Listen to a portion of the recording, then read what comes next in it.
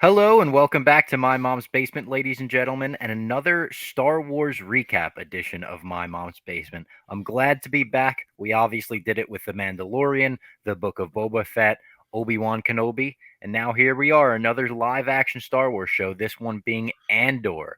The first three episodes premiered this week, and we are here to recap all three today. Before we get into it, I'll read the quick series description. The Andor series will explore a new perspective from the Star Wars galaxy, focusing on Cassian Andor's journey to discover the difference he can make. The series brings forward the tale of burgeoning rebellion against the Empire and how people and planets became involved. It's an era filled with danger, deception, and intrigue where Cassian will embark on the path that is destined to turn him into a rebel hero. Clem, how are you doing, and what did you think of the first three episodes of Andor? I wish I read that description before the first three episodes of Andor, because I'll tell you, Bob, I was drowning in confusion. I was like, I know this happens before Rogue One, but I'm not sure the exact timing of everything. And then the first scene I see, it says Morlana 1, Preox Morlana Corporate Zone, BBY5. And I said, what the fuck is going on? Just give me a slow, that everything you just read. They had just put the old Star Wars logo, had it go back, and then we just had a nice text scroll. I need text scrolls as a Star Wars fan. I admit it. It's not the it's kind of an antiquated thing at this point, but I sometimes need my text scrolls. I do appreciate they're only obviously in the real Star Wars movies, but I was a little confused as this all started out. I liked it. I'm interested to see how it goes from here. Our boy Ken Jack, he's a little bit ahead of us, and he says it's really good. I think we said this on the what was it, She-Hulk? At this point, Yep. the Basement Boys are doing so much stuff. I don't even know where we said it.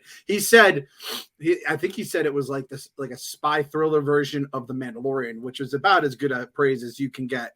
So it was. I don't the way that the first three episodes were kind of put together, along with everything going in. I was very confused. I did remember BBY, which for the people who do not know this is before the Battle of Yavin. I'm going to say Yavin, Yavin. yeah. Yavin. Um, Which is the Death Star blowing up, for and people it's that don't know, yeah. yes, and it's always been a very standard time for standard for keeping time in the Star Wars universe. I just haven't seen BBY, and I mean, shit, it was like probably like I don't know if prequel they've time. ever put it on the screen during a Star Wars show or movie. No, I don't think so. And again, I've just read it. It's the only time Yeah. I've ever seen it. So I always see it on Wikipedia whenever I'm looking up a yes, character or something. that's what it is. Wikipedia is where I've seen it. So I never knew what it was. So it makes sense. So the Battle of Yavin. All right, let's just get this out of the way now because we're going to be recapping this show a lot. Yavin. It's Yavin, right? I think so. Because again, this is a northeastern thing. A lot of people say Mario. Good chunk of this country says Mario. I'm a Mario guy. People get very upset and offended. I don't want to have a Yavin battle. Are you a Mario guy or a Mario guy? Honestly, I think I go back and forth. I think I say both. That might be worse. I'm ambidextrous. Yeah, I'm a switch hitter. And this show does take place in 5 BBY. If you're confused about the timeline at all, this is 5 years before the Death Star is going to blow up, about 5 years before Rogue One, because that obviously leads right into A New Hope. So season 1, the entirety of these 12 episodes in season 1 will be during 5 BBY. Season 2 is going to start to get a little bit more confusing because that's going to take place over the course of 5 years. So they're going to start skipping forward. It's going to be about a year every 3 episodes. What? What? I have to do my Trent impersonation for that. Oh my god, I wasn't ready for that. I have to like read the Spark Notes or whatever, like these synopsises to mentally get prepared. I thought I could just jump into some mindless Star Wars stuff. Oh man, it's like so 5 BBY. It's like Luke Skywalker has pubes at this point of his life. That's all you need to know. Like I'm trying to figure out what Luke's doing at this age. He's starting to become a man slowly but surely on Tatooine, and the big thing is we're seeing the Empire probably start to get a little lackadaisical with how they're building their empire and maybe outsourcing some shit. You're starting to see some people who have been pissed about how the Empire has been ruling them, and what did they say? Pockets of dissension or something like that. One of the Yeah. that one guy, he's like there's pockets of something here bubbling up. I don't So remember because I woke up at 3 in the morning and watched 3 episodes back to back. So by the time I was done, it was about 5 a.m. and I was just like, Star Wars fucking rules. I did the old morning wake up. Sienna watched it with me though. She watched it with me at night, so it wasn't like a full blown. It wasn't a full A blown. risky show to watch with a kid. I'll say that. Yes, she just came in the room like it's Star Wars. You could watch it if you want to. I've learned now. That's the other thing is that this is going to be a little bit more mature. Little Star Yeah. Wars after dark. Little Star That's Wars what after this dark. is. And I liked that. That was maybe the thing I liked the most about it was that this feels like Star Wars for adults. It feels like the first show since The Mandalorian that I would actually go out of my way to recommend to someone that's not a Star Wars fan and say, hey, just get into this show because it's really cool. You don't need to know anything about any of the characters. I actually saw Dave today and I said, Dave, the new Star Wars show is really good. And he's like, I don't really remember Rogue One much. He's like, I saw it once and I don't remember it a lot. I was like, you don't need to. Like, this is a prequel to that, obviously. That's going to be a continuation of all of this. But if you don't remember Rogue One, dive right into this, watch this, and at the end of the series, watch Rogue One again. It'll be like your extra movie. It'll be like El Camino to Breaking Bad or whatever. But I really, really loved the first 3 episodes. This is a truly different take on Star Wars. It's not Cassian Andor lands on a planet and finds a child that he has to take care of, like we get over and over again in Star Wars. It felt different. It felt different production wise. The music was very unique towards Star Wars. I heard like just straight up a drum kit in one episode where I was like, okay, this is fucking unique. It's very, very, very its own thing. And I like that in Star Wars. There was not a single reference. There was not a single point at the screen and go, oh my God, that's so and so from episode whatever. It was just its own thing. I liked it a lot. This was, I would say, probably already after the first 3 episodes, probably my favorite show since Mando. I think already. Star Wars show since Mando. Yes. Let's Star Wars show. So we're saying Book of Boba Fett, not including the Mandalorian side chapters that fucking ruled. What else do we have, Bob? Bad Batch? Obi-Wan, Bad Batch. Oh, it's right, Obi-Wan. Obi-Wan's so good, I forgot about it. And I'm trying to again, Clem, why are you so negative? I think we could agree we've been through the ringer here. Like I said, I loved Book of Boba Fett and Obi-Wan both. Like both of those shows I enjoyed week to week. But this is just, it seems like a level above. It's built different with the little smoke emoji coming out of the eyes emoji. Yeah. And for the people that are listening, and we're going to post this on the podcast feed as well as the House of the Dragon, which we were originally going to do just House of the Dragon straight, but so many people were asking for this that we'll do both. Yeah, the Basement Boys we could rock down. And again, if you want your She-Hulk, we're still in the She-Hulk on the YouTube as well. Every week. I believe this is Bob Fox is wearing a Star Wars jacket right now. This is the jacket that Luke Skywalker gets his medal in at the end of A New Hope. Yes, that's what I thought. So again, if you're watching the YouTube, you'll know all the little fun. Bob Fox is feeling himself with Star Wars. Like we cover a lot of stuff here in the basement across a bunch of different universes. Star Wars is Bob's baby. So this is me at home. This is when you sink into the couch and you just get that amazing feeling. You're like, I'm home. Chewie, we're home. Truly, we're home. Just the smells when you go home. I mean, you smell Mama Fox is making something, favorite meal. Rob, your favorite? I made you spaghetti and meatballs. I know it's your favorite. Spaghetti and crabs is actually a staple in the Della Fox household. Yeah. That makes sense. The Della Bella side of things makes a little bit more sense. What is your favorite meal, by the way? Let's get this out of the way. What's your favorite meal that your mom makes? So it's like if it's a big day, a birthday, you come home for the first time in a while. Is Mama Fox making anything for you? See, it's not like a big meal that she makes for a birthday or necessarily anything like that. It's her post-Thanksgiving leftovers pot pie. That's my favorite thing in the entire world. It's just nice. Thanksgiving in every bite. I love that. This, though, you brought up spaghetti. We saw in Andor, blue spaghetti. It's the new blue milk. Sienna goes, why is he in blue noodles? I'm like, this is just what they do in Star Wars. And you know what? I guarantee you right now, you go down to Orlando, where our boss completely missed a huge part of the land and Hollywood Studios. I guarantee they're selling the most delicious about that too. $25 blue noodles you could ever find on the planet. So what's the latest on the Star Wars trip? Someone wrote into his podcast this week and asked for an update on it. And he was like, on the podcast, he was like, oh yeah, we got to do that. So I was like, all right, this is my opportunity. Yesterday, I strolled on into Dave Portnoy's office. I was like, we going to Disney? What's the update on the trip? And he looked at his calendar. He asked me what month we're in currently. I said, we're at the end of September right now, Dave. And he said, okay, right after football. He's like, I think we should get ahead of it, plan it a couple months in advance. And he's like, right after football's over, I think we got to go. Which you're going right after football's over, aren't you? Yeah, Maybe you just stay there. Maybe you'll just do 2 weeks in Disney. that actually, I mean, I could save on my flight the thousands upon thousands of dollars I'm spending to go down there with my family. But I guess it's really, this trip will be about me and us, Yeah. and the other trip will be about the kids. So I guess that's all right in the end. And I'm sure I'll be living the Dave Portnoy life. I mean, I went to Vegas with a guy and I lived in a music video for 2 days. I was in the front row VIP for Diplo or one of those DJs, you know, and then I had like a cabana at a private pool party, and it was, you know, when Saturday So the Boys was thriving, and that was during the Bud Light Busters. So, oh baby, this could be fun. It's gonna be a little different in Disney than I imagine Las Vegas was. Yeah, a little bit different. Let's get into Andor. I know there's got to be some people getting antsy right now saying, stop talking about Dave, stop talking about Disney, get into Andor. This is what we're here for. I hope there's someone there who goes, who's this Dave they keep talking about? I hope there's someone who has no clue about Barstool and they're just fans of the basement. We love you guys. Yeah, absolutely. Love you guys. All right. The opening, kind of 2001-esque, I wrote down. The way it kind of like crescendos, the music comes in. We see like a planet, the sun coming over it or whatever. Kind of spy notes, though. You get those James Bond notes in the opening theme as well. And we begin on Morlana 1. That's the planet we're on, like you said. We see some hollow strippers right away. Cassian walks into a bar, and that made me right.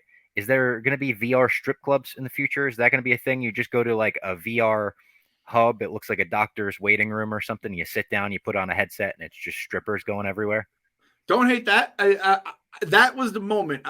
I think they introduced us very much on purpose to this scene right off the bat. And it's saying Star Wars After Dark has arrived. We're going to get some curse words. We're going to get a little bit of PG-13-ish. I'm sure the people at Disney, the aforementioned mouse, are a little worried. They're like, shit, we have Marvel. Those guys are so easy. They don't do barely anything. Now we're dealing with you guys. Now it was She-Hulk shaking her ass. So I loved that we're getting a little bit more adult. There's so much shit in Star Wars where it's like, come on, this is like, these people live in some tough times. There has to be some grimy shit going down. Yeah, there's grimy shit going down on, what's the name of this planet again? Morlana 1. Morlana 1. Morlana 2 is, I heard, where the real freaks come out. We always talk about this. I got a little bit of vibes from this planet. It's the old 80s trope, the smoky alleys, right? It's raining. It's always fucking raining. There's people like dancing in bubbles. Like, yeah. It almost like Amsterdam-esque, where it's like the red light district. Like it looks like there's like dancers that I don't know what they're there for, but it is grimy. Like you said, it's like very dark, dingy alleyway, smoke coming out of everything. And some people were saying they don't like the fact that this feels like Star Wars without the hope. Like every Star Wars should have this message of hope and whatever. They're like, this is like for adults, made for, like, it's not made for kids anymore. How do you feel about that? Because I'm fine with it. I feel like we got enough hope. We got enough variety in the kid department where, yeah, make the fucking weird 7 in the Star Wars universe shit. Hope's on a losing streak right now in my mind in the Star Wars universe. Star Wars universe in general is on a losing streak right now, other than basically anything Mando related and Rogue One, which at this point came out 1 billion years ago, right? I know. So yeah. Other like again, all the stuff we've referenced in terms of the most recent projects, if that stuff has hope, we're going to take hope out and see if that's the ingredient that's giving us this little weird taste in our mouths. We've been saying forever we've wanted the universe to expand or get a different like vibe or kind of viewpoint on it, and that's what I think we're getting here. So because of that, like I'm fine with it. I am looking forward to the point where not only is it this, but we're so far outside of the timeline, either previous or in the future, in the past or the future, that we can kind of just say, all right, we're not looking for if R2-D2 is just popping in the background right now. Oh, is that the Millennium Falcon? It's like, nope, none of that shit is there. Don't worry about it. So I personally liked it. And it's something I have been asking for. And if I didn't like it, I'd be a big fat hypocrite. So I'm going to have to like it whether I like it or not. I thought you were going to say, thankfully, we're so far out of Tatooine that we're just not going to go back there. So. Oh, God, please don't tell me we're going to go back to Tatooine again. Please, I don't think God, so. No. I don't think in Andor we're going to go back to Tatooine. He's going to this bar, though, because he's looking for a girl from Kenari. He says, I'm looking for this girl. We find out later it's his sister that he's in search of from this planet called Kenari, which is a bit of a secret. We know, we find out in a later episode that a quote unquote mining accident, Imperial mining accident happened there. That just seems like what the Empire says whenever they wreck shit at a planet. They're like, oh, mining accident. Yeah, Jeddah mining accident. There we go. He goes to this bar though. The sentry guards that are sitting there are looking for trouble right away. They're kind of like the two guys at the cantina. They're two cops that are just giving him trouble, giving him a hard time. They try to rob him on his walk home too, where you're like, oh shit, something's going wrong here. And something does go wrong. Cassian throws a punch. He throws a headbutt at one of them, punches one in the throat. They fall down and they fucking die, Clem. So we're getting dark right away. And then the other one kind of realizes what just happened. He's like, he's dead. He's not breathing. Oh my God. And then realizes there was one witness. And then the guy who killed him has a gun in his hand. So he's like, please, please, we can go in together. We could say it was an accident. We could say, and Cassian don't even fucking listen. He doesn't hear him out, Clem. He murks him, shoots him right in the face. Talk about dark Star Wars. Talk about Star Wars you maybe shouldn't be watching with your 7-year-old daughter. This was unreal. I loved it. It's a kind of fucked up that I was like, yeah, I love that he murdered him from point blank range. That's execution style, I believe, is what they would say in the newspapers and stuff like that. And shout out to you, Bob. You didn't say I have a bad feeling about this. That's because we're living in the new Star Wars era. We have moved on. I love that we're having muggings. I'm not gonna lie. Again, it kind of gives that 80s city vibe. Do you realize, like, if you think about all those movies that came out in the 80s, it never was sunny. It was always raining in those fucking places. And that comes with the smoke and all that stuff. So if he had done any other thing other than kill that guy, I'd be like, all right, I'm a little worried about this show, about if they're ready to go, if they're ready to break bad completely. No more hash measures. Let's break bad. Or as bad as you can get by still having Mickey Mouse sign your checks. This almost reminded me of, and this is going to be a weird reference for some people, the pilot of The Night Of, which is one of the best pilots ever. It's amazing. And it's just one of those shows where, without spoiling it, a character does something or thinks they did something where they're like, holy fuck, I just changed my entire life in a second. And now the rest of the show is almost Cassian on the run. And at least the next 3 episodes are Cassian being like, holy fuck, I need to correct some mistakes that I made last night. I need to cover up some tracks that I left. He goes back to a junkyard. He meets up with this droid B2 Emo, which is kind of like a Wally R2D2 mix. It has a stutter. It talks. It actually does speak, not like R2D2, not in beeps and boops, but it speaks English. And it gets pissed on by yes, a boar or something, some kind of weird thing. We get a flashback of Cassian and a ship, and immediately, or Cassian and his sister in a ship. Immediately, I was like, uh-oh. Flash Bacta. We spent a lot of time in flashbacks in Book of Boba Fett. But they do have a purpose, so I get it. I'll hang in there with the flashbacks in this. And Cassian talks to B2 Emo for a little bit. He heads into town, and he meets up with a friend who's a construction worker, and he sets up an alibi. He's like, hey, I was here last night. You and me did this and that. The friend's like, what, for a sec? And then he's like, oh, okay, yeah. And the friend helps, and he gets in on it. This is a random thing. We see a Star Wars construction site, and we see a wall where all the construction workers leave their gloves. Yep. What a cool looking wall. I want to see that in Disney. Oh, that would be sweet. Let's get fucking crazy with this shit. Disney, start building out some fun ass stuff. Give us a Sarlacc pit. Like touch all the shows. Like find parts of the shows that are cool. That's a good call, Bob. Even if there's part of the park that's under construction, it would be cool to put like the Star Wars construction stuff around it. We go to this security headquarters on Morlana 1. Now, this security system, the security department is interesting because they're working for the Empire, but they're not necessarily the Empire. Like you said, the Empire's kind of outsourcing some things. They're getting freelancers, and they've essentially gotten a freelance security team for this planet. And this one guy goes up to the head of security, or at least I think he's the head, and he talks about the guard deaths. We had 2 deaths last night in an alleyway, kind of suspicious circumstances. We want to look into this. And the head of security is like, you know what? Let's not look into it, actually. It was an accident. What a shame. Send a message to their families. I got to give a crime rate report tomorrow, and I don't want to mention that. very real life, very like, holy shit, this is almost a little too real with the way you're covering up these murders. The guy who tells him about the murder, though, you can tell isn't going to give up on this, and he has an all-time punchable face. Other guy has such a punchable face. My exact notes that I wrote as that scene was going on. The Basic Boys are on. I know everyone listening agrees with this too. A+ casting job. This guy's he's the kid that asked the teacher, you forgot about homework. They say stuff like that, right before you leave. And you're just like, fuck this kid, man. It's the weekend. I just wanted to go home and play all weekend. He's the worst. And that other dude with the white hair, which was, I just said dude with white hair, that's my guy. I don't think we're going to see him again. I've become back. Now that Thrones is back, we kind of just all root for our people. This guy is my maybe favorite guy in the entire Star Wars universe. He just, like you said, he tells you, he's like, look, I don't want to do more work.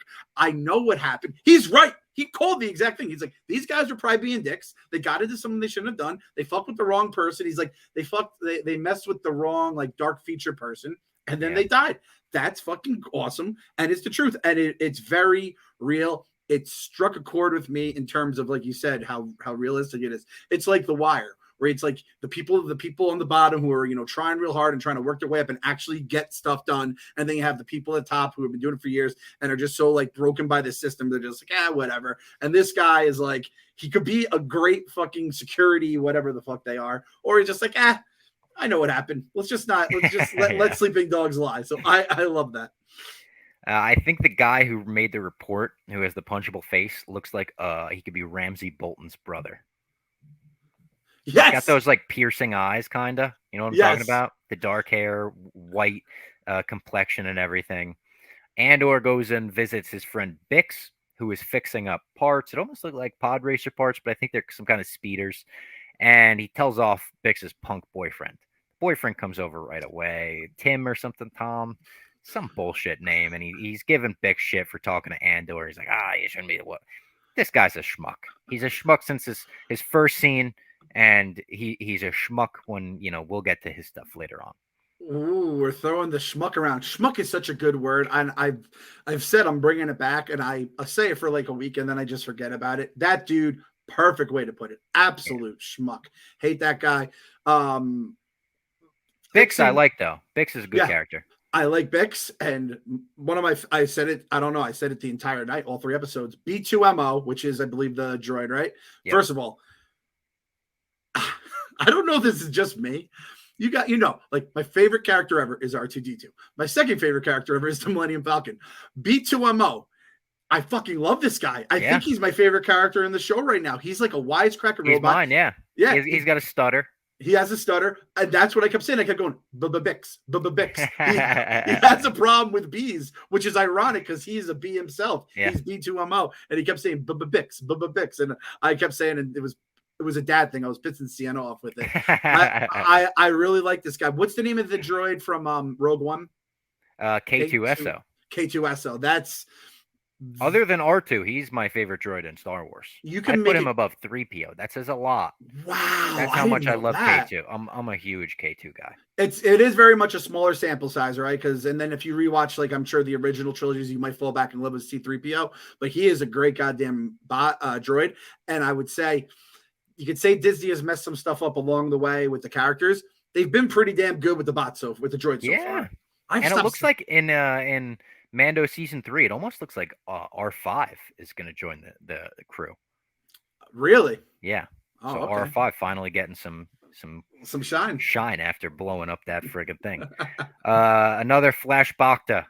Everyone's putting paint on at a fire. They're putting like little war paint on because they see a ship go down. They want to run to the ship and whatnot. I was a little worried when we started getting flashback after flashback after flashback, like I said. And they were the weak point of the show for me. Every time we went to a flashback, I'd check my phone or something. I hope they're not here for the whole season. Yeah. The marks on the chin. I was like, oh, they're making a butt. That's what I was thinking of when I saw that. They were just making them. Those TPs and trees, throw that into Star Wars land, or like the Star Wars Hotel or something like that. Yeah. Give me something with TPs and trees. Were you ever, did you have a tree house growing up or anything like that? Never had a tree in my backyard where we could like make a tree house or anything like that. Well, that's honestly the way to go for anybody who's kind of fits into the Venn diagram of the My Mom's Basement crew and the Podfathers crew. Someone just looking for a house. The biggest mistake I did was getting a house with way too many trees in it. Less trees, the better. It's just a lot of work. It's if you're in a place that has fall and you're going to just have to rake up all those leaves. It's the absolute pit. So the Fox family did it right. Trust me.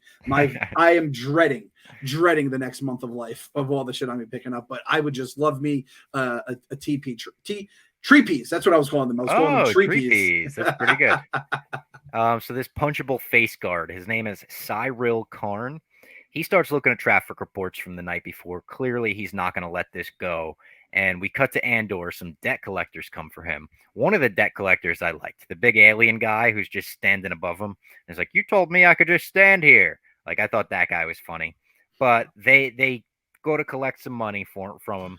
And at the same time, Bix goes to run some quote unquote errands. And the boyfriend follows to be like, "What are you doing with fucking Andor?" She walks into this store and then she goes into this signal tower type thing. And she calls a buyer because Andor's like, "I fucking killed these two guards. I got to get off the planet." And he has this Imperial chip thing that can sell for a lot of credits and then get him off planet. Thankfully, Bix has a buyer. So she calls him up. The guard puts out the call for questioning, like, "Fucking, I don't care what our superior says. We're going after the guy who killed our two soldiers or officers last night." And Andor swaps the chip logs in his ship. Pegla in the junkyard doesn't want to know. This is one of his friends. He starts to tell him, like, "Oh, well, I'm here for," and he's like, "You know what? Don't even fucking tell me. I don't want to know, buddy." And then we get to end the episode, end episode 1, another flashback of him and his sister running and stuff, and just that'll always be the thing. Flashback. That made me giggle. I thank you so much for that, Bob, for bringing us full circle. I hesitate to give like an overall, and that was episode 1, and here's what I thought about it, because it does feel like episode 1, 2, and 3. It feels like a 3-part episode. Like it bleeds right into the second episode. It does. And listen, I know we have like diehard Star Wars fans on here. It's a lot of shit from my old brain to take in. I'm sure we're gonna forget stuff. I'm sure me in particular is gonna forget stuff. Totally. Just realize it was a lot of shit to watch in one day. I'm trying to make notes.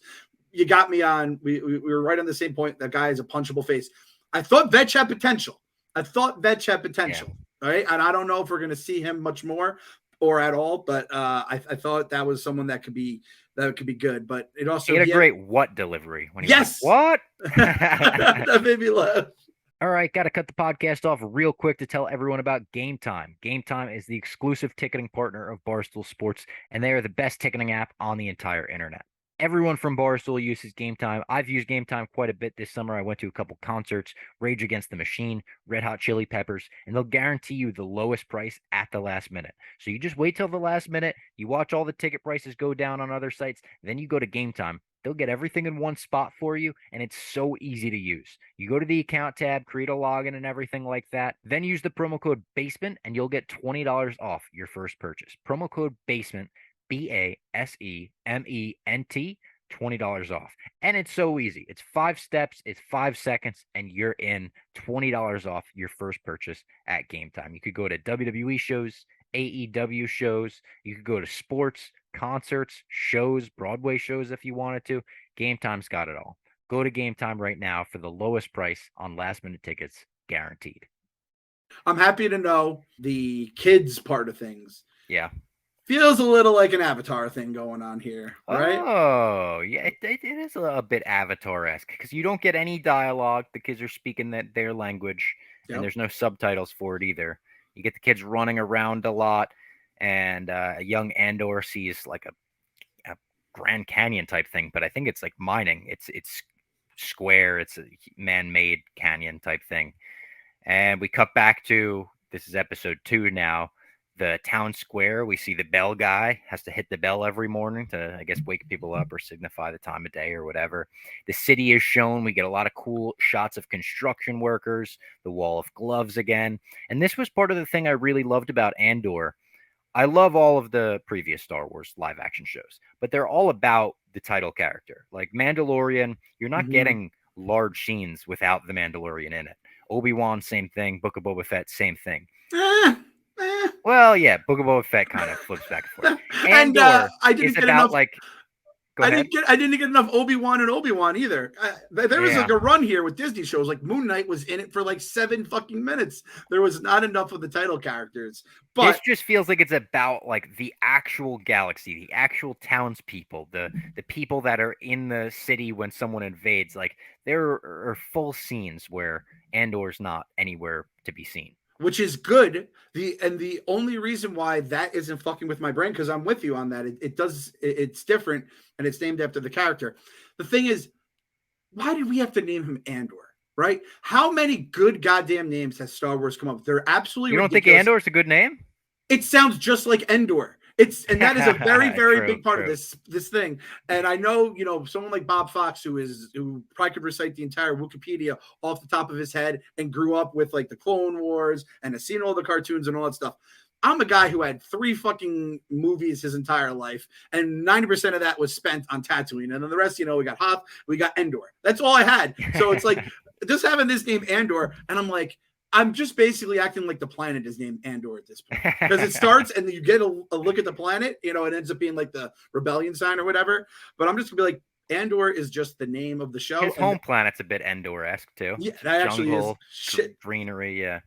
Oh God, what would you do if at the end of this series he's like, what's my last name? They're like, your planet looks like Andor. And it's like, oh, you have an accent. You have a New York accent. You said Andor. And then that's how he got his name. We go Han Solo on it all over again. God damn it. It's the girl from the old lady from the end of Rise of Skywalker just shows up and she's like, Cassian what? And it's like, what do you just want to know everyone's last name? No, nosy lady. Can we get like a live action Star Wars show where it's just not named after one of the people on the show? That's actually a fair question. Like the Bad Batch. That's the name Acolyte. of the group. That'll be one. The Acolyte, and what's the Jude Law one? The Skeleton Crew. Okay, so we're Although really that's definitely going to be like the name of their crew. It's like the yeah, Bad Batch. and I'm guessing the Acolyte is like he is the Acolyte, or I don't know much about it. Can we just get something a little? That's all I'm at. Like Rogue One. Like Rogue One, great name. Yes, exactly. Wasn't called Urso. It's an Urso story. Bix sees a message on her little computer that she winds up hiding from the boyfriend. She minimizes the window when he walks over, but he pulls it up, and it's a message that Andor is wanted for questioning. It doesn't say his name or anything, but it says a Kenari male is wanted for questioning, and he knows right away who it is. So this fucking asshole, you see the look on his face. You're like, I think this guy's gonna go fucking report our guy, and he fucking goes and reports our guy. What a fucking tryhard, man. I don't like it at all. It pissed me off. By the way, the Kenari thing, I would have never put together that the kids were, I don't know if you were supposed to put everything together about, I mean, he says, you hear Casa and you kind of put it together, but if you miss that, but then with the closed captions, team closed captions, it says they speaking Kenari. And I was like, I got it. I figured it out. Cracked the code. So I needed that again. 3 episodes. We're doing time jumps without telling you we're doing time jumps. I still had BBY5 in my head. Was still trying to figure all that shit out. So there was a lot of stuff going on. So I was very happy. Again, team closed captions. And not only that, but as my pal, let me scroll down the old timeline here, my friend Barry Reynolds, there's a Clem in the Star Wars universe. I don't know what episode that was in, but there's a guy named Clem. It's either the end of this one or the beginning of the next one. But yeah, there is a Clem. I can't believe I missed it in real time, but that's amazing. In my mind, the writer's a basement boy, and he's like, let me slip this little nod in for Clem. Oh, man, I can't wait for Robbie Fox. He's going to be the baddest dude in the galaxy when he shows up. So Andor goes and visits his mother figure. At least I wrote down it felt like his mother figure. And she has this look on her face right away, like she's disappointed in him, like she's worried for him. And he's like, hey, what's going on? Like, oh, yeah, everything was normal last night. Sorry I didn't come home or whatever. She's like, B2, why don't you read the message? And he reads the police report out loud. And she knows who it's about. He knows who it's about. It's one of those things where it's like we find out. I think we kind of find out in this moment, too, the weight of Kenari, what that means. When someone says a Kenari male, it was a big secret that he was a Kenari male. So she's like, who did you tell that you were Kenari? So it's an interesting thing. And we find out later on, skipping ahead a bit, she was the one that found him on that planet and took him off.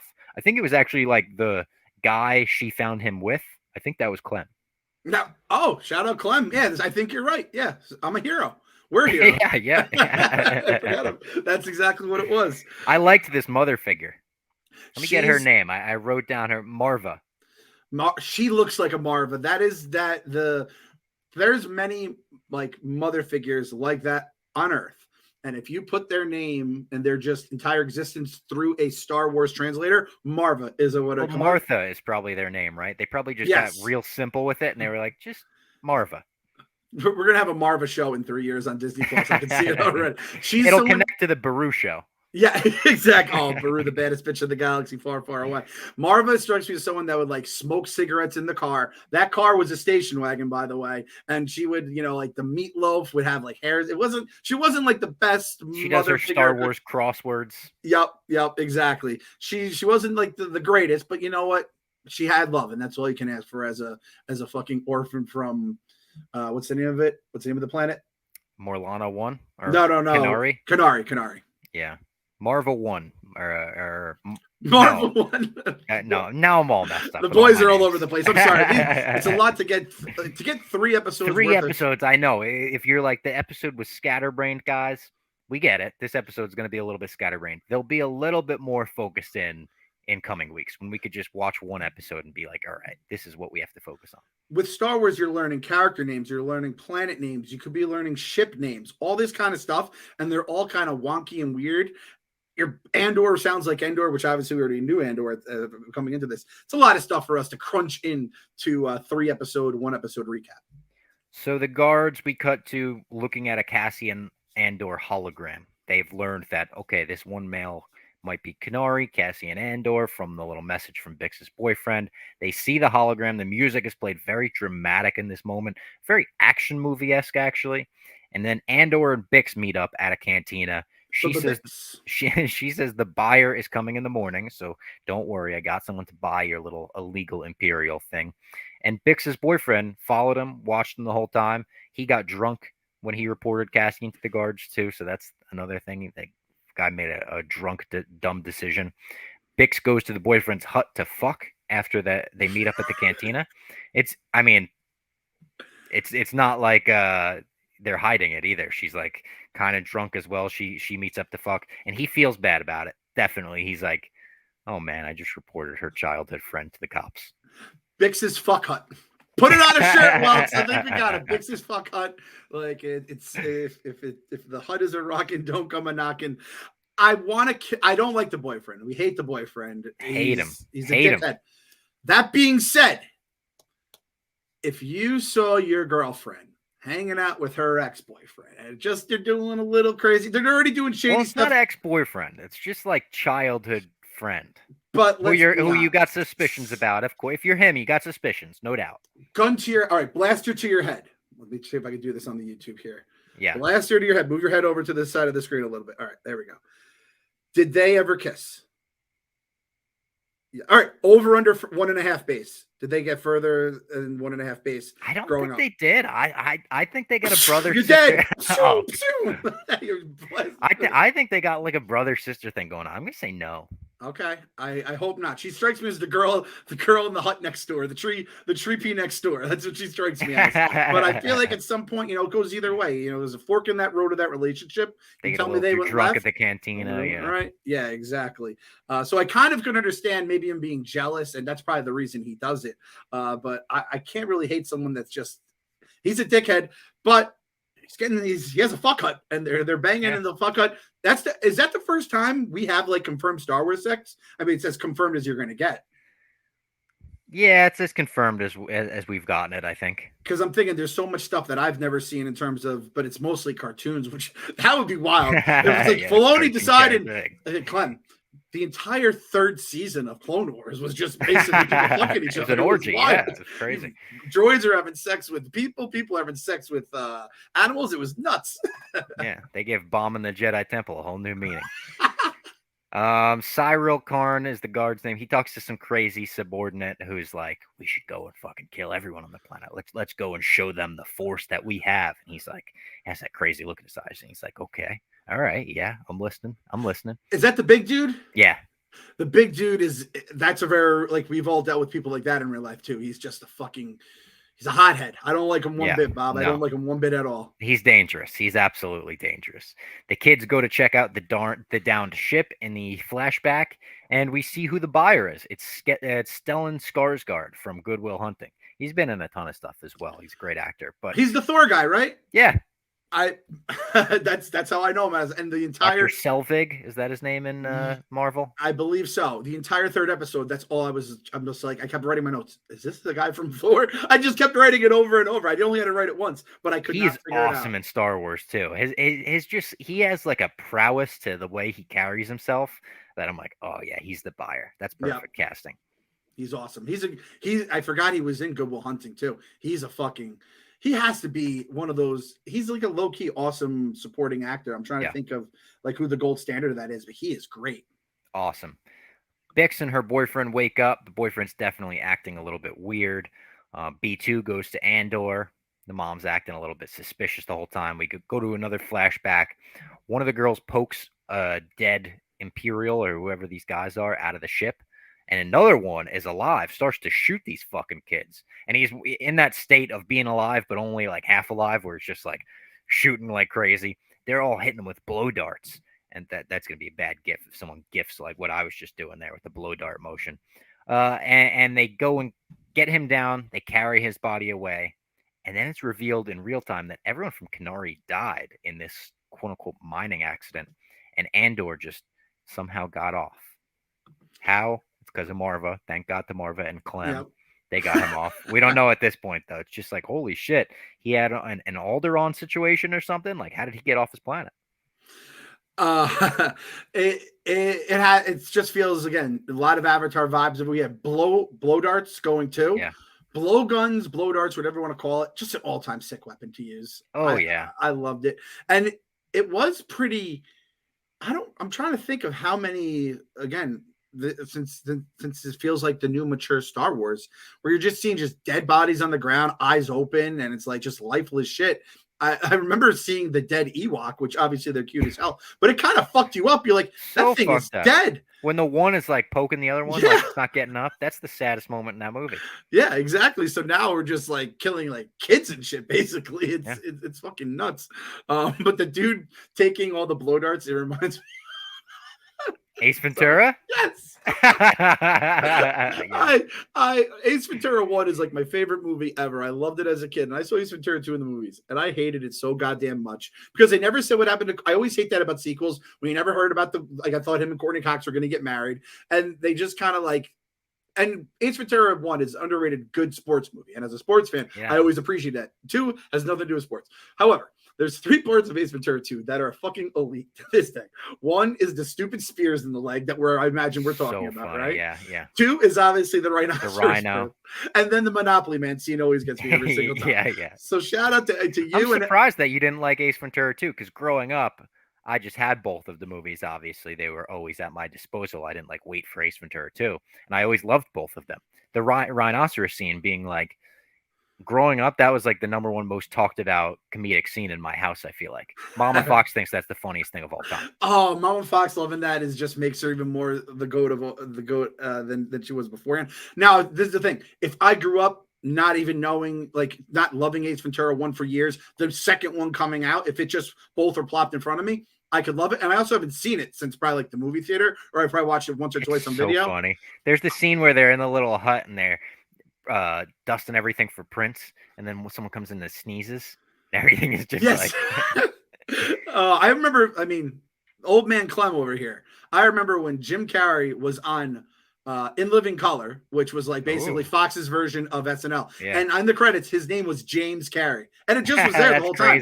There's an and then just seeing that dude's career just skyrocket from there. So if you guys tune in for the Andor, stay for the Ace Ventura When Nature Calls commentary. But I am going to give it another shot, because I'm sure, again, those 3 scenes, that carries you for a while. So shout out anyone who thought the same thing about the blow darts as they did with the 2 goddamn spears in the leg. The team of guards arrive for Andor on this planet, and Karn just gives a really shitty speech. It's interesting how they played that. He had no confidence. He was fumbling his words. He was stumbling. He was stuttering, and all of his guards kind of like looked at each other like, "All right, I guess we'll go out and get him." Like, It wasn't like a yeah, Avengers assemble. They were like, all right, well, we'll look for him, I guess. It was like And the Andy Dalton speech. I don't know if I can find that. There's an old Andy Dalton speech. I'll send it to you afterwards. We'll see if it's worth putting in the pod. And he's like, come on, guys, let's go. And everyone just like, like the Bengals lost that day 1,000-0. yeah, you could tell he's not, and he's nervous about it too. Like the way the actor played it with his lip quivering and his eyes like almost getting teary as he did it. It was very, very well done. And then the Skarsgård on the train ends the episode. There's just like an old grandpa that starts bothering him, and he's like, "If you can't make it here, you can't make it anywhere." Or whatever. I have to say about his name is Fuckface, by the way, right? Can I call him just Fuckface now? I'll probably just call him Fuckface because the Fuckface in Stranger Things, he only had so much time before we could stop calling him Fuckface. He went by another name by the end. He looks, if you rewatch it, or probably moving forward, if he's around the same age, he looks like the early stages of emo Peter Parker in Spider-Man 3. Oh yeah. I was like, oh shit, that's exactly who you are, and it stuck with me. So we'll keep that in mind for episode 4. And then going into episode 3, we begin this one with another flashback where Andor sneaks onto the ship, the down ship as a kid, and there's a bunch of dead people on it. They're all like greenish yellow in their complexion. They all have like greenish yellow skin. And he just starts smashing shit. I don't really know why, but I think it's because he didn't have technology on his planet. It seemed like technology was like a holy shit thing for them. And he just, I don't know, he treated it like it was one of those smash rooms. Just started smashing everything up. Smash rooms means you ever go to one of those? Oh, well, yeah, it means two different things. There's two different things. That's all I got to say. I actually had an idea to do one for Barstool back in the day. I think I ended up couldn't do it, and KFC did it, and he filmed it after like one of the thousands of Jets losses. But Smash Room, I always think of Ronnie and Sam in the Smash Room back in the day. The Smush Room. The Smush Room. Oh, excuse me, Bob. I apologize. The Smush Hut. Get your Jersey history right with someone like me on the pod. If I'm going to the fucking Jersey Shore, I better fucking know what I'm talking about here. Jersey Bob, who, by the way, hasn't seen Sopranos. Don't act like you're all better than me, Sopranos, Robert. Yeah. You know what I watched for the first time? This is another tangent. I watched The Rock for the first time this week, the Michael Bay movie, The Rock. Holy shit, what a fun time that is. I saw you threw it out to Twitter. People replied with The Rock, and you're like, all right, I'm in. And then like 5 minutes later, you're like, yep, just started. And this is exactly the kind of movie. And I was like, it's so much fun to watch people live tweet something like that for the first time. And you're watching them experience it through their eyes and their thoughts. And I was like, Bob Fox, you're going to have a hell of a time. I was going to try to appeal to you and say, I know you want action, but something that's a little slower. I think we've been over this. You have not seen Pulp Fiction. Is that right? No, I've seen Pulp Fiction. Okay. Boogie Nights is the one that I haven't seen. Boogie Nights, yeah, that's a little bit different of a vibe. I thought you would have been all right with Pulp Fiction, but The Rock, A+ movie for what it is, and I think a lot of people. I watched Top Gun for the first time over the summer, and it was just so over the top 80s. It was incredible, and like The Rock is that for the 90s if you think about it, right? It's the same kind of. It's a different movie, but it's the same mirror for its generation. So it's good shit. All right, let's get back into Andor. Cassian starts saying his goodbyes to his friends in town, people that he knows in town, because the buyer has arrived now. He's looking to sell this thing and fucking split. So the buyer talks to Bix, and they talk about the risks that this is. They talk about Andor himself and whatnot, and they talk as they walk. Some ships arrive. The guards are on these ships. They're Clone Wars era ships. They look like those paperclip ships, kind of, with the two things on the sides. But when they land, the things go up, kind of like the Imperial ships, which I was like, okay, this is a cool blend of prequel era ships, original Star Wars era ships. Evolution, Robert. It was nice. It was nice to see. Another flashback. Marva and I think it's Clem are looking for fuel on this ship, and they find the kid. They hear a noise. They're like, what the fuck's that noise? It's the fucking kid using the cockpit like it's a smash room for some reason. And they go and they're like, you know what? Let's take him. They drug the kid, and they take him. That's they hit him with the Stephanie McMahon getting married. They're like, we're going to take this kid, bring him through a drive-through. He's ours now. I just went on Wikipedia and looked up Clem. Yeah? And Buddy. Is there more than one Clem? There are a lot of Clems. Is that a popular family name in Star Wars? It's an extremely, to the point where I have to figure out which one is the one from this episode or from this series. There's Clem Veneer. Okay. who is Yeah, tell a us about Clem Veneer. all right. Clem Veneer is a male Klantani working for Longo Two Guns.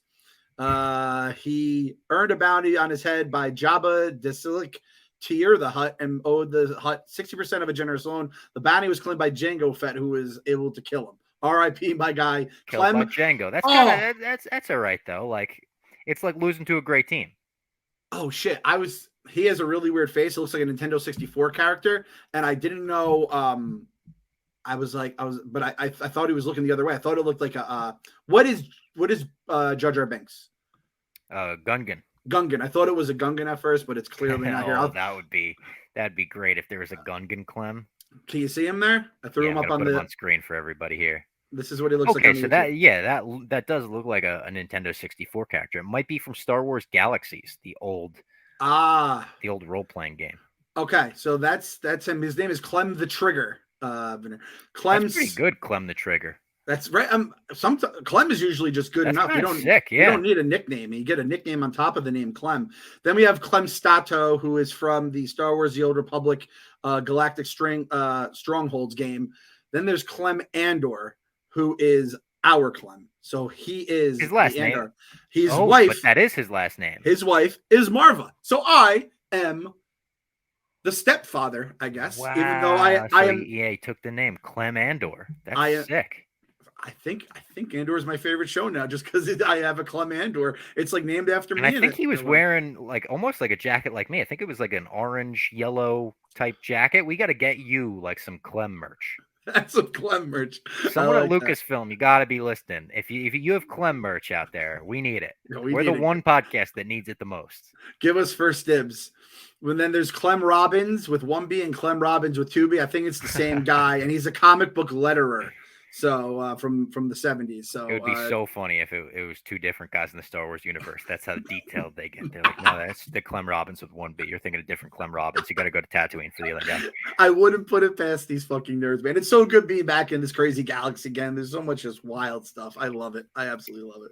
The guards arrive at Marva's house, and this is a scene that reminded me quite a bit of the Star Wars Holiday Special, where Imperial stormtroopers and guards arrive at Chewbacca's house while he's not home, and they question his family and intimidate them. Cassian talks to B while the guards are at Marva's house over his little chip thing. It's like kind of like when Obi-Wan and what's his nuts? We're sending the messages back and forth. Leia's dad. And the Imperials overheard it, and it was like, oh shit, you goddamn idiot. Morons. Yeah, so it was one of those things. Cassian's trying to talk to B. They all hear it. The buyer arrives to meet Andor. Stellan Skarsgård arrives to meet Andor and starts asking him a lot of questions. Like the negotiations for this thing aren't going great right away. They're just on two different pages. He's asking about Cassian more than he's asking about the item that Cassian's trying to sell. And he brings up, he's like, oh yeah, that's not really where they hung your father, is it? And Cassian's like, what the fuck did you just say about my father? How do you know about me? How do you know about my father? He's like, I want you to come with me, Cassian. And we get thrown into a whole new show, basically, from this moment on, because it's like, Cassian's about to fucking join the rebellion. We know it. Cassian don't know it, but we see Rogue One. He's about to join the rebellion. Spoiler. We've been spoiled. It's been spoiled by us already. I'll be honest. I had him on the sus list. At this point, he's still on this. I don't know what I was going to say, do we trust him? Like, how much do we trust him? Because I feel like this is the kind of show that might even provide a different look at the rebellion in that, like, hey, maybe not all the people in the rebellion are great people. The rebellion is actually bad from a certain point of view. See, we're bringing it back to the old Star Wars. It all ties back to the old he's Star not Wars. Around by the time we get to Rogue One, right? So either he's going to die, he's not going to be around, or he's going to turn. Oh, so, I mean, he's on the sus list. I'm not going to say he's number one on the sus list, but I don't, I like you said, I don't know if I can trust him. I don't know if it's a gray area thing, but there's just something like they would have made it very clear, I think, from the beginning, if this guy was a good dude. I still don't know what this fucking, do we know what the cube does? Or are we just supposed to think that it's like a badass thing? I probably should. In my mind, I kind of thought it was like the thing from Rise of Skywalker that gets him off the planet. It's like a chip that you could put in because they called it something untraceable. They're like, it's untraceable. So it made me think it could get you past like a border or a boundary that You shouldn't be able to with the imperial ruling or something. Gotcha. I don't really know though. It kind of looked like it was like a big box. You know what it was? It was the old pay-per-view box. It was a black box. It was a black box. Yes. Breaking news. It was shows you the extra Twi'lek channels. It's like I saw you at that strip club. You want to see something? You can see all the boobs you want, my friend, for free in your own living room right and here. And the Imperial takes that shit seriously. They're like, you are not. You listen. You can kill our guys, but you're not pirating our shit. Oh, there is no way Palpatine is like he hates again with the Palpatine. Oh no, I forgot to say Emperor. I've already butchered my the way I talk so much on this podcast. God damn it! But yeah, Paps, he doesn't like when people are rubbing one out. He's very much like a man of God, other than like killing. He can't. After Mace hit him with the lightning and stuff, it's a well-known fact that Sheev can't jerk off. Sheev can't get hard. Now, was Sheev laying pipe? Is that how Rey was born? Like, remember we went over this? Yeah, but then they were trying to say clones and shit. It's like, no. I kind of think Sheev did some kind of gross, like, artificial insemination shit. Don't you say gross? Not gross. No. Not that that's gross. I think he specifically did some gross shit. He did gross shit on purpose. Yeah, no, you're probably right about that. Have you ever heard of Darth Plagueis the Gross? He used to just fucking pop him in people. Oh, man. I think I wrote a blog about the Emperor fucking a lot. Like, yeah, I think there's definitely a clickbait blog for our Rise of Skywalker movie. So, whoo. I was trying to make it the entire episode without talking about the Emperor fucking people, but here we are. Bix realizes her boyfriend ratted at Cassian. She's like, "How could you, you motherfucker?" And she's right. She really got into bed with the wrong person. Quite literally got into the Smush Hut. Can we call it the Smush Hut? Yeah, the Star Wars Smush Hut.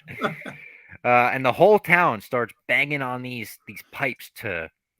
I thought it was maybe to warn Cassian, but it's kind of just an overall like fuck the Imperials type banging, I think. And they get surrounded, the Cassian and the buyer. They're like, oh fuck, what are we gonna do here? And the buyer pulls a baller move, and he's like, oh, I planted some slap charges before I even came in. Like, never plan your entry before you plan your exit or something. I wrote it down. It was so fucking good.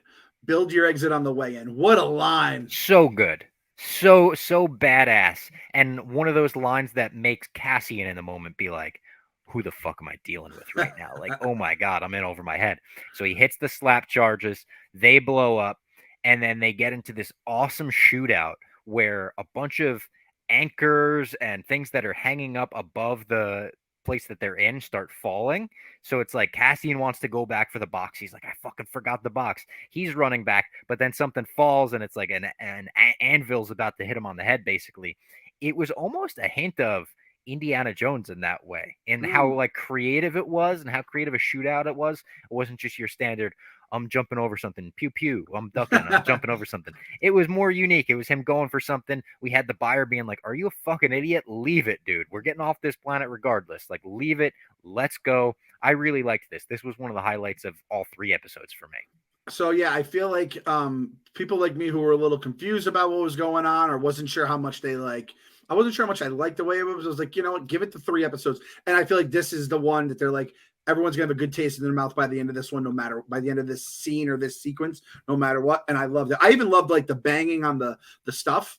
Like you said, it was like, as much it was like, it felt like a battle cry at first, but then it just was like, fuck everybody as well. And then when they're saying like, once they stop banging, that's when you have to be concerned. He's like, why should I? And that's when like everything starts popping off. I fucking love that part. You know what it reminded me of a little bit too? Was the old Nike basketball commercials, like bum, yeah, bum, bum, bum, bum. That's what, and then everyone starts adding into it. I absolutely loved it. Or the wasn't Frosted Flakes as well? Frosted Flakes do a commercial. The We Are Tigers. I don't remember that. I feel like there was a commercial like that, sort of, maybe around the Little League World Series.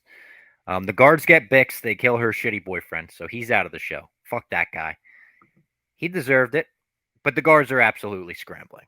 The guards are like, what is happening? What's this banging? They're not prepared for what their guy got him into, Karn. And Marva, like you said, has that amazing speech where she's like, you really have to worry about when the noise stops. But she tells the guy that's what a reckoning sounds like. She shows no fear. She's just this badass old woman who's kind of like fucking with the soldier, like putting fear into his brain. And then the banging does stop. And we cut to Karn. And Karn is like looking around, kind of like getting a little nervous, and Cassian puts a fucking gun to his head, and he's like, "Drop the weapon." Luthen in the back, the buyer, is like, "Kill him, fucking shoot him. I'll shoot him if you don't." And it's like, "Oh, all right, this guy means business, don't he?" I don't think we see Cassian shoot him because they tie him up later on, so we don't see the decision he makes right away. But we see one of the guards tries to escape. He goes to fly away. He was anchored down on his ship, and they anchor everyone down. They realize like the guards are now under siege from the town and everything, and they're like, "Oh fuck, we're surrounded." Karn is tied up, using him as bait though, because a speeder pulls around. They all shoot that. They were using that speeder as fucking bait too. It's a hat on a hat on a hat. But they eventually get off on a speeder of their own.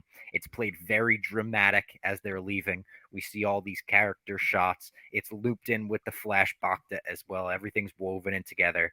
And this is just a big, we're getting off the planet montage. Cassian looks at Luthen's ship too, where he's like, this is a fucking high-tech ship. He's still got a little bit of that child in him where he sees something technological and he's like, whoa, this is crazy, ain't it? Brilliant move to put out the first 3 episodes together. Because if we just watched the first one, I think we'd be like, oh, it was good. I think if we just watched the first and the second one, I think it'd be like, yeah, it's a good show.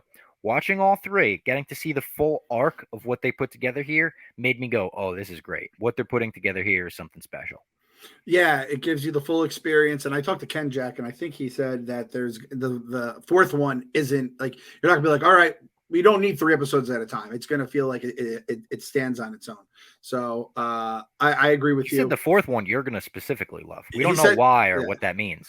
There's a moment, and he sent me a text after the Clem thing that I found out, and he's like, I knew you love this one. He's like, and I was like, is this what you're talking about? He goes, no, episode 4. There's a moment, and I'm with my head. The thing I'm hoping for is Lobot shows up. That's what I'm hoping for. I'm hoping for my guy Darth Lobot. Jar Jar. It's gonna be like, Jesus Christ, you're not hoping for that, are you? Hoping for the truth, Bob? Yeah, I'm always hoping for the truth. That's what I'm hoping for. My favorite part of this series so far, other than the Smush Hut, was when they tied all the rubble and rock to that ship and it brought it down. That is just seeing like with the Ewoks, you saw how they were able to take down the Empire using sticks and logs and rocks and all that stuff. But I like the ingenuity of tying shit to a ship and then watching it break, crash on its own. And the bring the Bacta. Did you hear that? Bring the Bacta. Yeah. That made me laugh. One of them said shit. Did you hear that? Yeah, there was an S-bomb dropped. I think that's the first shit ever muttered in the Star Wars universe. Can confirm it was. So we got sex, we got shit. It's a beautiful thing. And you get like the almost like PTSD moment where that guy's just staring and he's like frozen. Like, come on, let's go. This is so let's see, 77 to 2022. What is that right there? That's 45 years. We've been in Star Wars for 45 years now. And that was the first moment where you actually saw the toll of war on somebody, like their mental state of things. It's kind of crazy when you think about it. So I thought Rogue One was the first thing to like open that door. It opened that door crack for us. And Andor's kind of kicking it down, being like, this is what the fucking war was like, motherfuckers. It was mean. It was gritty. It's raining all the time. That's the show. And I like it. I'm down for it. I'm excited for next week. I'm excited for everyone to join us next week. Thank you for joining us this week. Before we get out of here, Clem, what are you hoping to see out of the next 9 episodes this season? Let's see. We know we're getting Saw Gerrera. We know we're getting Mon Mothma. Oh, really? I didn't know that. So I'm thinking, let's see. So we're thinking like New Hope era kind of stuff. So I'm trying. Even if it's not something specific, like for me, I'm hoping to see a lot more spy stuff. And I assume that'll come more when he gets into the rebellion and they start like sending him on missions if they start doing that. But I'd like to lean into the espionage. I feel like the first 3 episodes were way more drama action, but we've heard a lot of that like spy chatter. Yeah, a little maybe some Thronesy stuff where it's politicking and backdoor deals and shit like that. And because like again, the fact that Lando did that backdoor deal with Vader was like, man, that was such a dirty move, but I understand why you did it. That shit works no matter what genre you're in. So that, and then kind of a little more degenerate shit. I want to see some gambling, Yeah. responsibly, but some The drugs, underbelly, some right? more sex. I want underbelly. I love underbelly. We see a little bit of it in like the Bad Batch and stuff like that, but in the cartoon it doesn't hit the same. No. But when you're dealing with stuff where it's like a PG-13, they're dropping shit. You can smell the sex in the room when Bix is entering. By the way, I know this isn't a fan service show too. They said there's no fan service. If it was a fan service show, going to the bar from Bad Batch would be awesome. You know, the bar where they constantly drop Omega off and she plays like the arcade games and eats the popcorn or whatever. That it's post Order 66, so that bar is probably around in this time. But I also liked we didn't see a single planet we knew. But they all still felt Star Warsy. I'll tell you what I want to see. Not Tatooine. That's the answer. I do not want to see Tatooine. I don't want to mention. I don't want to even being like a thought in the brain. Oh, there's this kid on Tatooine that's sniping womp rats. No. Don't give me any of that. Just give me some fucking underbed, some seedy shit. I'm a Barstool employee. I like the fucked up stuff in life. All right. Tune in next week for the Andor episode 4 recap. Supposedly the Clem episode, an episode that Clem loves. Maybe it's just like the Clem episode. Maybe it's about Clem Andor the whole time. And they're like, oh, you're going to love it. Yeah, imagine that. Ken just like, by the way, that episode it was your episode. We were talking to the showrunner of it, and he said he just made it for you. The Basement Boys are hot right now. Don't let us get hot. I'm telling you. Leave what you want to see in the next 9 episodes in the comments below, whether it be a character, a location, or like I said, just something about the show that you would like to see them dive into, like a spy espionage aspect. Or what tangent will go on next, because I can't promise you what it's going to be. I have no clue. No idea. We'll see you next week.